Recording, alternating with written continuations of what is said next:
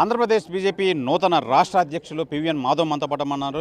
PVN Madhav తన స్వస్థలమైన విశాఖ అయితే ఈరోజు వచ్చిన నేపథ్యంలో బీజేపీ శ్రేణులు పెద్ద ఎత్తున స్వాగతం అయితే పలికారు. ఈ నేపథ్యంలో మనతో పాటు ఏపీ బీజేపీ రాష్ట్ర అధ్యక్షులు మాధవ్ ఉన్నారు. సార్ చెప్పండి, ఏ విధంగా మీరు ఎక్స్పెక్ట్ చేసిందా లేదా ఏ విధంగా ముందుకెళ్ళబోతున్నారు?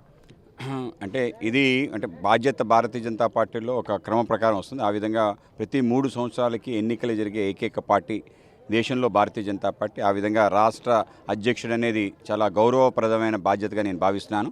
ఇవాళ ఆ గౌరవాన్ని నేను మొదటి నుంచి ఎక్స్పెక్ట్ చేయలేదు. ఆ విధంగా రావటం మా అధిష్టానం ముఖ్యంగా జేపీ నడ్డా గారు ఈ బాధ్యత ఇస్తూ ఆంధ్రప్రదేశ్లో భారతీయ జనతా పార్టీ కేంద్రానికి చాలా ఆశలు ఉన్నాయనే విషయం చెప్పడం జరిగింది.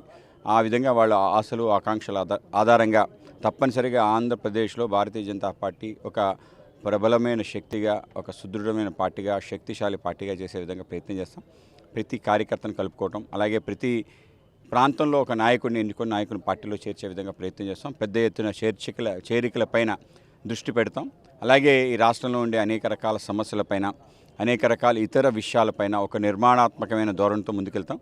కూటమి ప్రభుత్వంలో ఉంటూ ఒక చేత బీజేపీ జెండా, ఇంకో చేత ఎన్డీఏ ఎజెండాతో ముందుకెళ్లాలని చెప్పి నిర్ణయించుకోవడం జరిగింది. ఆ విధంగా ముందుకెళ్ళటం మా ప్రియతమ ప్రధాని నరేంద్ర మోడీ గారు ఈ ఆంధ్ర ప్రాంతాన్ని ఒక ప్రత్యేక రాష్ట్రంగా చూసి అనేక రకాల నిధులు ఇవ్వడం జరిగింది, అనేక ప్రాజెక్ట్స్ ఇవ్వడం జరిగింది. ఆ ప్రాజెక్ట్స్ అన్నీ కూడా ఇవాళ 99% పూర్తయ్యాయి. Polavaram project, Visakha railway zone కూడా ప్రారంభమైంది. అని పనులు పూర్తి స్థాయిలో అది ఫంక్షనల్ అయ్యేటట్టు, అలాగే మన ప్రాంతంలో అనేక రకాల రోడ్లు, రైల్వే, అలాగే పోర్ట్స్లు, వీటి యొక్క నిర్మాణం త్వరితగతిన పూర్తయి ఆంధ్రప్రదేశ్ స్వర్ణాంధ్రగా మారే విధంగా కేంద్రం సహకారానికి మేము చేదోడు వాదోడుగా ఉంటాం. మా కేంద్ర మంత్రివర్యులు శ్రీనివాస్ వర్మ గారు, రాష్ట్ర మంత్రివర్యులు సత్యకుమార్ గారితో కలిసి, మా ఇద్దరు ఎమ్మెల్యేలు ఎంపీలతో కలిసి తప్పనిసరిగా రాష్ట్రానికి సంబంధించిన కొత్త ప్రాజెక్ట్స్ వాటిని తీసుకొచ్చే ప్రయత్నం ఆ విధంగా చేయడం జరుగుతుంది. అలాగే ప్రతి జిల్లా అధ్యక్షుడితో కలిసి వాళ్ళ ప్రాంతంలో ఉండే విషయాల పట్ల కేంద్రానికి వెళ్ళి కూడా మాట్లాడి ఆ విధంగా నాయకత్వాన్ని బలోపేతం చేసే విధంగా మేము ప్రయత్నం చేస్తాం. సో నిజంగా మీ కార్యకర్తలు నిజంగా అనానమస్గా ఎవరి కాళ్ళు గెలిచారు, ఎవరి కాళ్ళు మా మనిషి అని చెప్పి నిజంగా వాళ్ళు ఉదయం నుంచి వాళ్ళ ఆనందం మేము చూస్తున్నాం. ఎలా ఫీల్ అవుతున్నారు? మీ కార్యకర్తల కోసం ఏం చెప్తారు మీరు? అంటే నిజంగానే నా అదృష్టం. అంటే ముఖ్యంగా నాన్నగారు ఆ విధంగా ఒక అభిమానాన్ని సంపాదించడం జరిగింది. ఆయన నిస్వార్థ ప్రజాసేవ కారణంగా, అలాగే ప్రతి కార్యకర్తని కూడా ఆప్యాయంగా పలకరించడం, కలిసి ఒక కుటుంబ వాతావరణం నెలకొల్పడం, ఆ విధంగా నన్ను కూడా ఆ విధంగానే అందరూ కూడా ఆహ్వానించడం, ఆ విధంగా ఆత్మీయతను పంచడం ఏదైతుందో అది చాలా గొప్పవరం. ఆ విధంగా మేము అభిమాన ధనాన్ని బాగా పొందాం. ఆ విధంగా ప్రతి కార్యకర్త కూడా హృదయపూర్వకంగా రావటం జరిగింది. మొన్న జరిగిన ఏదైతే ఎన్నిక సందర్భంలో కూడా రాష్ట్ర వ్యాప్తంగా అటువంటి వాతావరణం ఏర్పడింది. అందరూ కూడా పంపిస్తున్న మెసేజ్ చూసి నాకే చాలా ఆనందం కూడా కలుగుతుంది.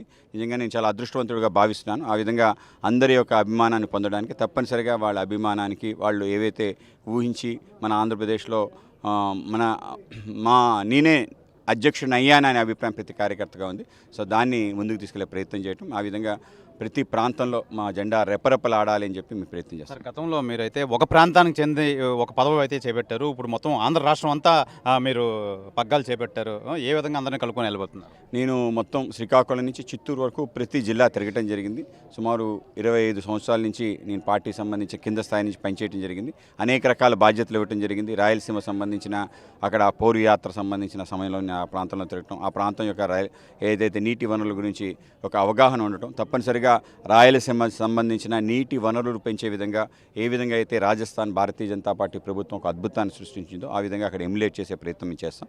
రెండోది, మన ప్రాంతానికి సంబంధించిన మనకి అతి ముఖ్యంగా మన సంస్కృతి యొక్క రక్త ప్రవాహం, మన భాష, తెలుగు భాషని ఉన్నతి కోసం తప్పనిసరిగా కృషి చేయటం, మన తెలుగు విశ్వవిద్యాలయాన్ని పునఃస్థాపితం చేయడంతో పాటు తెలుగు మాధ్యమాన్ని తప్పనిసరిగా చేసే విధంగా ఒక ప్రయత్నం చేస్తాను.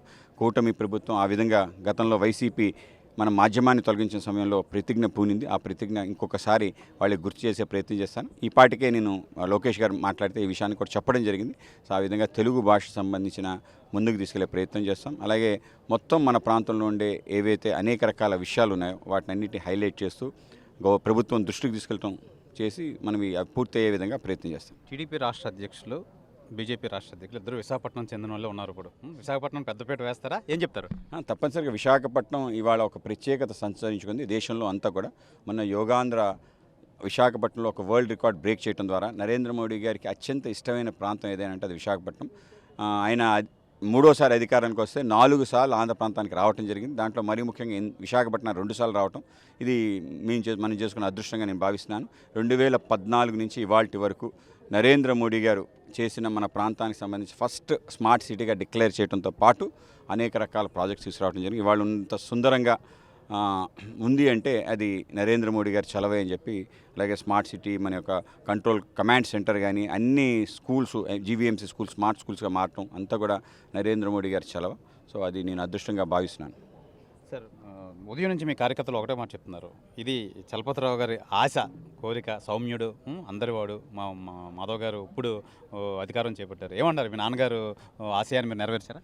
తప్పనిసరిగా నాన్నగారు అత్యంత సాధారణంగా పెరగటం, అలాగే అందరూ కూడా మా ఇంట్లో అంటే ఆయన ఎక్కడుంటే అక్కడ వరకు వచ్చే విధంగా అంత ఫ్రీ, అందరూ ఎప్పుడంటే అప్పుడు వచ్చే విధంగా ఒక వాతావరణం డెవలప్ చేయడం జరిగింది.